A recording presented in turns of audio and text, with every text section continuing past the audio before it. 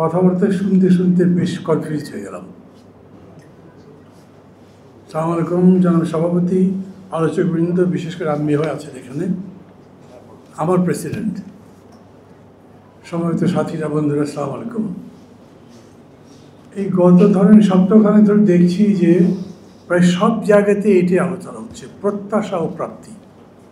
টিভিতে টকশো বলেন, একটা সেমিনার বলেন, কোনো লেখা বলেন, এটার উপরই হচ্ছে। স্বাভাবিক, এটা একটা ইভেন্ট যা সমগ্র বিশ্বে একটা চমক সৃষ্টি করেছে। এর প্রত্যাশা কি ছিল? প্রত্যাশা তো বলেনি, বলেছেন প্রত্যয়। প্রত্যয় কি ছিল অভ্যুত্থানের? এরকম প্রশ্ন করতে পারি আমি। কি প্রত্যয় ছিল এই মঞ্চে যারা যারা বসে আছেন তাদের? আর এই অভ্যুত্থানের পরে যারা ক্ষমতায় গেলেন তাদের কি প্রত্যয় ছিল? এবং এর বাইরে যে ব্যাপক জনগোষ্ঠী, তাদের কি প্রত্যয়? আমাদের পরিস্থিতি প্রায়শই এরকম হয়েছে, কোনো একটা বিষয়ে আমরা জাতিগতভাবে ঐক্যবদ্ধ থাকতে পারিনি। আমাদের মুক্তিযুদ্ধের ইতিহাস বলেন, সেটা পূর্ণাঙ্গ রূপে অখণ্ডিত লেখা হয়নি। এরকম কোনো ইভেন্ট নাই যেটা নিয়ে আমাদের মধ্যে বিতর্ক হয়নি।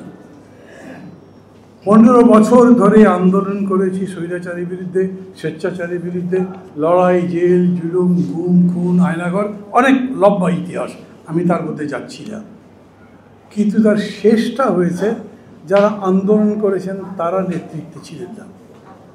নেতৃত্বে ছিলেন যারা কোটার আন্দোলন করছিলেন, শিক্ষার্থীরা।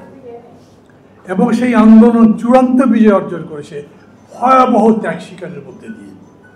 কিন্তু তারপরে ক্ষমতায় যারা আসছেন তারা এই আন্দোলনের মধ্যে ছিলেন না। এবং শুধুমাত্র যে এই আন্দোলনের মধ্যে না, 3 জন তো ছিলেন, তারা আন্দোলনের মধ্যে ছিলেন, আর বাকিরা আন্দোলন ইত্যাদি ব্যাপারে তেমন কোনো ভূমিকাই রাখেননি কোনো জায়গাতে। তার ফলটা এরকম দাঁড়িয়েছে, আমরা যখন আন্দোলন করছি মানুষ বলছে এত রক্ত, ঘাম, জীবনদান সেই 52 থেকে তো করছি, ফল তো পাচ্ছি না, এগুলো করে লাভ কী?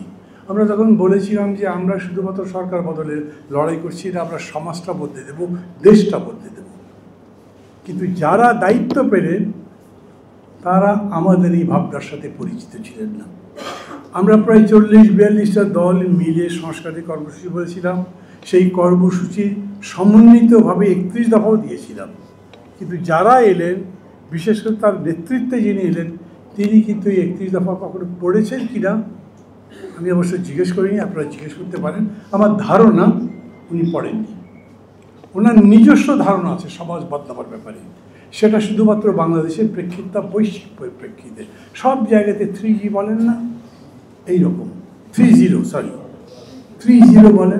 বলেন মানুষের মধ্যে অপরিসীম যোগ্যতা আছে, ক্ষমতা আছে, সৃজনী আছে, সে সমস্ত কিছু বদলে দিতে পারে, কেবলমাত্র তার ইনিশিয়েটিভটা তৈরি করে দিতে হবে। যে ইনিশিয়েটিভ তৈরি হয়েছিল অভ্যুত্থানের মধ্যে দিয়ে, সেই ইনিশিয়েটিভ আমাদেরকে কোথায় নিয়ে গেছে? দেখেন, যে কোনো মানুষকে যদি জিজ্ঞেস করে সে কী চায়, আমি আপনি প্রত্যেকে আমাদের প্রত্যাশা কী, খুবই অল্প কথার মধ্যে আমি বলতে পারি সে চায় তার জীবন এখন যা চলছে তার চাইতে জীবনটা যাতে উন্নত হয়। মানে এক কথায় যদি বলেন, এই উন্নত বলতে সার্বাঙ্গীনভাবে জীবন যাতে আরও উন্নত হয়। অথচ আমরা লড়াইটা করেছিলাম কিন্তু সামগ্রিক জীবন বদলে নয়। আমাদের লড়াই ছিল প্রথমত রাজনৈতিক, প্রধানত রাজনৈতিক। আমরা মনে করেছিলাম এই 15 বছর